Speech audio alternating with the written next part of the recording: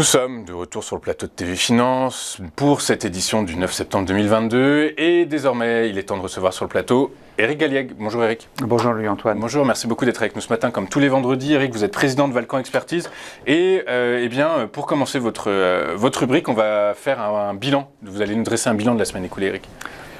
C'est une semaine qui est plutôt positive, donc les marchés ont enrayé la baisse qu'ils ont vécue au cours des semaines passées, donc on a rebondi de 1% à peu près sur les indices européens. Aux États-Unis c'est un peu plus calme, plus 0,3 sur les mesures qu'on a pu faire hier soir, et l'euro s'est stabilisé donc autour de la parité, un petit peu en dessous. Ok, très clair. Éric, vous êtes notoirement à l'écart des marchés actions en ce moment, depuis un certain temps.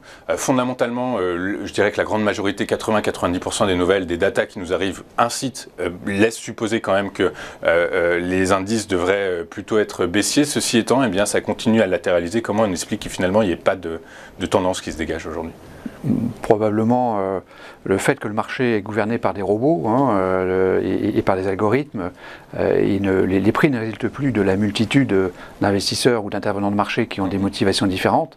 Le prix résulte de robots, d'algos, et donc il n'est pas capable de faire par lui-même une tendance, à court terme en tout cas. D'identifier une tendance. D'identifier une tendance. Alors ça c'est la première raison. La deuxième raison c'est que le temps doit passer. Je veux dire, ça ne se fait pas comme ça. Le marché baissier il va durer 12 à 18 mois. C'est vrai qu'aujourd'hui on comprend bien pourquoi il doit baisser, c'est quand même relativement clair, mais ça prend du temps, ça ne se fait pas comme ça. Donc voilà, il y a des moments où on latéralise, comme les analyses techniques comme on dit, précisent. Mais parce qu'il faut du temps. Parce qu'il faut du temps. On va commencer votre tour de l'actualité par une analyse, par une information fondamentale qui incite, normalement, qui devrait inciter et pousser les indices vers le bas. C'est la hausse des taux de la BCE.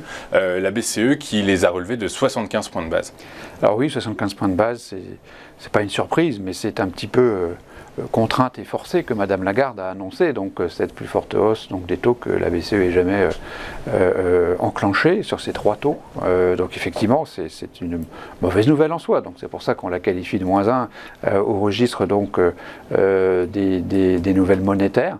Le ton de Madame Lagarde était forcément hawkish, comme on dit, c'est plutôt agressif. En disant bah oui, il y aura d'autres hausses de taux dans les prochaines réunions, puis ça sera en fonction des données qu'on les fera. Mais il y a une tendance haussière, évidemment, et on a bien l'impression que quand même la BCE est behind the curve, comme on dit, elle est un petit peu à la ramasse, pour parler quand on voit le niveau de taux d'inflation au niveau des taux, effectivement, il faut quand même que ça monte. Elle fait la même erreur que Jérôme Powell, à votre avis, c'est-à-dire de relever ses taux trop tard? Parler d'erreur, c'est un jugement. Quand on voit le déroulement des derniers trimestres, non, je pense que c'est comme ça. Effectivement, il y a une forme de retard par rapport au phénomène inflationniste, mais c'est un peu d'une façon assumée que les banques centrales l'ont fait. Elles préféraient être en retard sur l'inflation que vivre une déflation. Je rappelle que c'était quand même le sujet pendant plusieurs années. Ok, très clair. Merci Eric. On va poursuivre avec l'effort de guerre qui a été demandé aux énergéticiens en Allemagne et qui pourrait être demandé en France. Alors oui, cet élément-là me semble important pour cette semaine. Donc c'est un élément négatif à nouveau qui concerne les entreprises plutôt, parce que ça va ponctionner directement les profits et directement les cours de bourse, il faut parler clair. Et d'une façon plus générale, au-delà de cette annonce faite par le ministre de l'économie allemande, je pense que cela montre bien qu'aujourd'hui, les entreprises vont être, je dirais, sollicitées par les États d'une façon permanente. C'est un phénomène qui va durer, notamment parce que les entreprises payent relativement peu d'impôts, parce que les entreprises ont des marges nettes qui ont doublé en 20 ans. Et donc effectivement, les États qui font tout pour limiter l'effet récessif de l'inflation cherchent de l'argent, ils vont le trouver dans les entreprises. Okay. Et ça, c'est plutôt négatif. Et ça, oui, comme vous l'avez dit en tout début d'analyse, une taxe, ça ponctionne les résultats nets d'entreprise, résultats nets qui sont source de valorisation des sociétés. On bascule, on va en France, on arrive en France où l'INSEE semble plus optimiste quant à la croissance. Alors oui, c'est un élément plutôt positif que j'ai relevé comme étant positif au registre donc de l'économie, de la conjoncture économique. Oui, l'INSEE a révisé un petit peu en hausse la croissance en volume et un petit peu en baisse la croissance en prix, donc l'inflation. Donc c'est plutôt quelque chose de positif, donc il n'y en a pas trop, alors il faut quand même les mettre en avant. Ça montre quand même qu'il y a vraiment une résilience de la conjoncture économique française et italienne d'ailleurs, l'Italie se portant plutôt bien en termes conjoncturels.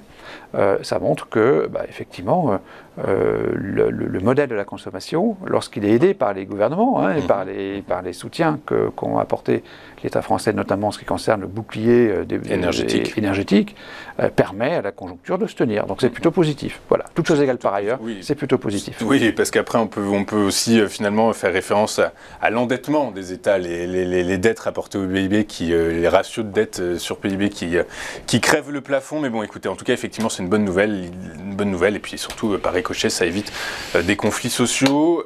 On finit votre tour d'horizon des principales actualités de cette semaine par la baisse des prix du pétrole. Depuis une dizaine de jours à peu près, le baril est passé de Brent notamment de 97 à moins de $90.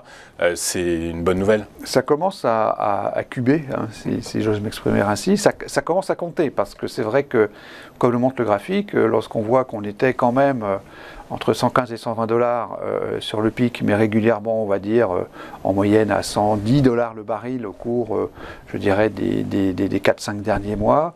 On se retrouve ici à passer en dessous de $90 pour le Brent et être bien en deçà sur le WTI qui est passé en dessous de ses niveaux d'avant la crise. Donc on a vraiment un phénomène intéressant.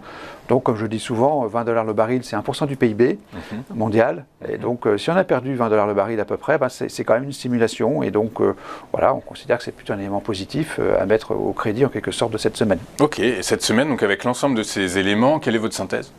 Synthèse neutre, donc une actualité qui est globalement neutre, des éléments négatifs en termes monétaires, donc restriction de monnaie, des éléments positifs négatifs sur les entreprises avec donc des ponctions fiscales plus importantes, et les éléments positifs, c'est au niveau essentiellement de la conjoncture actuelle et les prévisions de l'INSEE, et la conjoncture future en quelque sorte avec la baisse des prix du pétrole qui va se sentir dans les mois qui viennent, mais qui aura un élément plutôt positif, favorable à la conjoncture économique pour les pays consommateurs. Très clair. C'est pas suffisant pour que vous retourniez sur les marchés actions ?